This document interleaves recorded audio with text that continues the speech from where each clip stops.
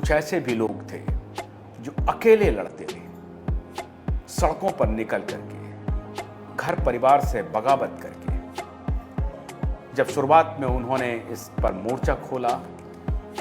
तो काफी लोगों ने विरोध किया, जेल भी गए, पुलिस से लाठियां भी खाईं, लेकिन इस सब की परवाह किए बगैर वो लगातार लड़ते रहे और लड़ लड़ करके उन्होंने अब जनता को जागृत किया। आज हम यही बात करने वाले हैं उनसे कि क्या इन पापियों के खिलाफ जो उनकी मुहिम रही, उन मुहिम का नतीजा अब क्या जनता की भागीदारी होने वाली है? जनता क्या सोच रही है इन बेईमानों के बारे में? जैसा कि हमने आपको कहा था कि हम लगातार इन बेईमानों के बारे में चर्चा करते रहेंगे, आपको बताते रहेंगे, हम पीछे हटने वालों में से नहीं हैं। आज हमारे साथ हरियाणा के वो शूरमा हैं। मैं इन्हें जानता नहीं था, लेकिन जब मैंने देखा कि एक शख्स इस प्रकार की लड़ाई लड़ रहा है सड़क पर, तो उनके साथ परिवार वाले भी आए। ऐसे समझिए कि जैसे सरकार ने किसी जाहिल से आदमी को, आपने ये मैंने वर्ड इसलिए इस्तेमाल किया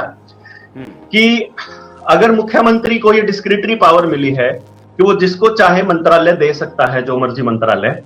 लेकिन शिक्षा मंत्री बनाने के लिए जब मुख्यमंत्री को ऐसा व्यक्ति ढूंढना पड़े जो 12वीं फेल हो, जैसे हमारे हरियाणा के अंदर मतलब 12वीं पास आदमी हो, मतलब वो मंत्रिमंडल में उससे कमाल, मतलब मैं क्या शब्द इस्तेमाल करूं उनके लिए,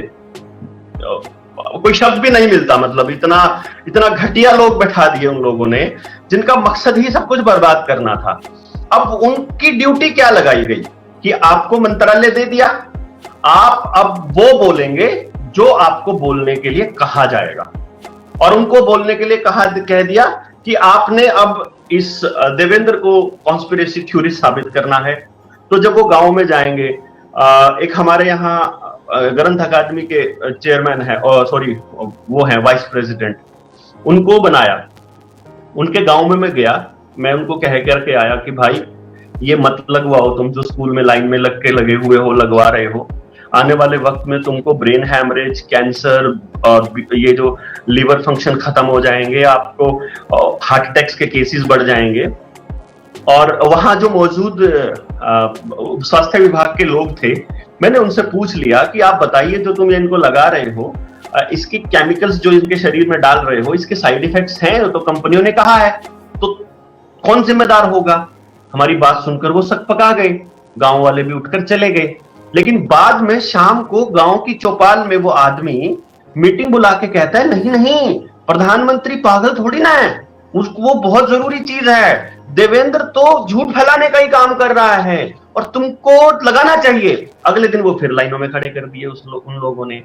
तो असल में वो कॉन्स्पिरेसी थ्योरिस्ट जैसे शब्दों का इस्तेमाल नहीं करते हैं, लेकिन वो काम यही करते हैं। और क्योंकि सरकारों के पास तंत्र बड़ा है, उनके पास पैसा है, मीडिया की पूरी ताकत उनके साथ लगी हुई है, तो इसलिए वो उसमें कुछ हद तक कामयाब भी हो जाते हैं। लेकिन हमारे जो गांव के जो बुजुर्ग लोग हैं, बुजुर्ग लोग खास तौर पे, जो सोशल मीडिया, जो इंटरनेट के ऊपर उलझे पड़े हैं, उनकी बात मैं कर ही नहीं रहा हूं, जो लोग यहीं से लेते हैं, लेकिन जिनका कॉमन सेंस अभी जिंदा है, जो इनकी रट्टे वाली पढ़ाई के चक्रव्यूह में नहीं फंसे, वो 1 मिनट से पहले देख के बता देते हैं कि यार इसमें कुछ लोचा है, इसमें गड़बड़ है, ये गलत आदमी है, ये गलत चीज है, ये नहीं करवानी है, ये करनी है, और वो खड़े भी हो जाते हैं। किसान आंदोलन का केस आपने देखा, और तमाम तरह के आंदोलन चल ही रहे हैं, तो वो देखते ही पहचान जाता है कि गड़बड़ है। मीडिया पे जरा बात कर लेते हैं जी। जो स्थानीय स्तर पे जो हमारे मीडिया कर्मी थे, उनकी भूमिका कैसी रही, खास तौर से जहां हरियाणा में आप चल रहे थे, जो बड़े ऑर्गेनाइजेशन से जिनका संबंध था उनका, और जो छोटे मोटे यूट्यूबर्स से जिनके की खबर को लगातार यूट्यूब और बाकी सोशल मीडिया के प्लेटफॉर्म ने, इसमें तो सीधा पैसा है ना, फेसबुक में इन्वेस्टमेंट है गेट्स का, और शुरुआती इन्वेस्टमेंट ही है, बल्कि एडवर्टीजमेंट के राइट्स भी गेट्स फाउंडेशन के ही पास है, उसकी कंपनी के ही पास है। तो वो तो जाहिर है गेट्स फाउंडेशन जो कहेगा फेसबुक को वही करेगा। तो लेकिन फिर भी जो हिम्मत कर रहे थे शुरुआती दौर में यूट्यूबर्स, उसके व्यवहार में, और जो बड़े ऑर्गेनाइजेशंस, जो ये जो गद्दार मीडिया है, उस ऑर्गेनाइजेशन से जो जुड़े पत्रकार थे, उनके व्यवहार में सतही तौर पर आपको क्या नजर आता था? सतही तौर पर मुझे ये नजर आया आशुतोष जी कि जिन लोगों ने इसके ऊपर बोलना शुरू भी किया और वो बड़ी जल्दी हिट भी हो गए, मतलब उनको लोगों ने सुना भी, क्योंकि असल में तो सरकार जो कर रही थी उसके बारे में लोगों को मालूम था, ग्राउंड लेवल पे लोगों को समझ थी, लेकिन उस समझ को वो शेयर करने से डर रहे थे कि हम शेयर करेंगे तो बाकी दुनिया क्या कहेगी, क्योंकि नैरेटिव पूरी तरह से दूसरे तरीके से सेट कर दिया गया था। तो जिन लोगों ने शुरुआत की उनके वीडियोस बहुत मतलब हिट भी हुए, बड़े वायरल हुए और लोगों ने सराहा, देखा। बहुत से लोग बचे भी, बाद में उन्होंने बताया कि इनकी वजह से हम बच गए थे, इन्होंने हमें पहले ही सचेत कर दिया था। लेकिन बाद में यूट्यूब ने, फेसबुक ने स्ट्राइक लगानी शुरू कर दी और अकाउंट्स को 1 हफ्ते के लिए, 2 हफ्ते के लिए, महीने भर के लिए फिर बैन करना शुरू कर दिया और कुछ तो चैनल्स ही उड़ा दिए गए। उस वजह से उनके अंदर एक लगा कि यार कम से कम कुछ बोलने लायक तो बचे रहें, तो इसलिए उन खबरों को दिखाना ही बंद कर दिया। आपने देखा हो, जब मेरे साथ करमू गिरफ्तार हुआ था उससे पहले वो बता रहा था कि हमारे लाइव में 200 या 300 लोग जुड़ते होते थे, जबकि उसके फॉलोअर लाखों में हैं। तो जब मैंने बोला उनको कि भाई फिर तुम, जब ये कार्यक्रम हुआ 3 जनवरी को, जब मैं गिरफ्तार हुआ उस मास्क वाले प्रकरण में, तो उस वक्त जो व्यूअरशिप थी वो 10,000 लाइव लोग देखने वाले होते थे, 15,000 लाइव देख रहे होते थे उस पूरे के पूरे प्रकरण में। तो लोग चाहते थे देखना और ये लोग भी दिखाना चाहते थे, लेकिन ऊपर से जो प्रेशर था कि आपने अगर दिखाया, आपने इन शब्दों का इस्तेमाल किया तो आपकी वीडियोस को ही डिलीट कर दिया जाएगा, आपके चैनल को ही ब्लॉक कर दिया जाएगा। उसकी वजह से वो थोड़े बैकफुट पर आए, अदरवाइज वो चाहते थे इन खबरों को दिखाना और बात करना, और उनको मालूम भी था कि ये सब फ्रॉड चल रहा है, फ्रॉड कर रही है सरकार। तो जब आप गवर्नमेंट के नैरेटिव के खिलाफ जा करके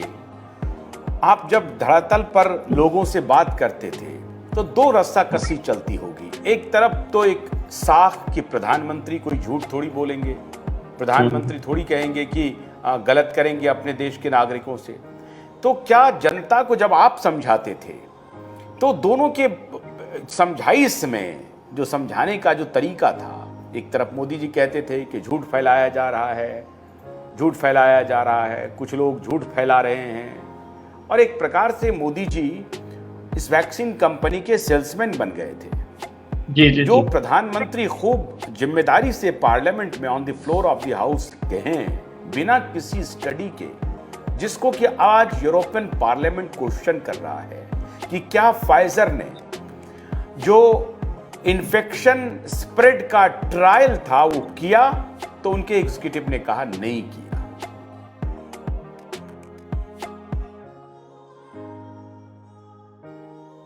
आपकी आवाज नहीं आ रही है तो मैं ही बोलता रहता हूं और दर्शकों तक कम से कम बात तो पहुंच जाएगी।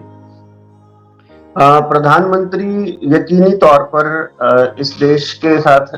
गद्दारी कर रहे थे और ये बात तय थी कि प्रधानमंत्री ने इस तरह का माहौल क्रिएट किया कि लोगों को लगा कि आपको ये चीज बहुत खूबसूरत है, लेनी चाहिए, आपको सारी की सारी डोज लेनी चाहिए और ये आपको किसी बीमारी से बचाने के लिए है।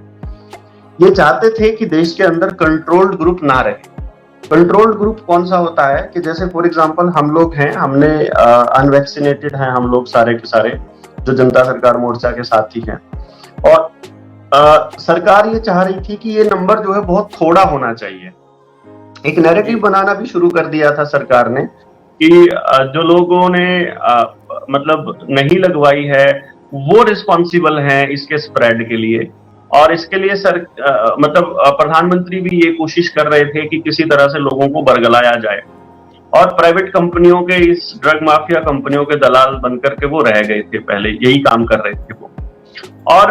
लोगों को भी लगने लगा था और एक परसेप्शन बनना शुरू हुआ कि जब ये कहने लगे कि ये तो ना नरेंद्र मोदी का विरोधी है इसलिए विरोध कर रहा है। तो जब मुझे इस तरह की बात कही गई तो मैंने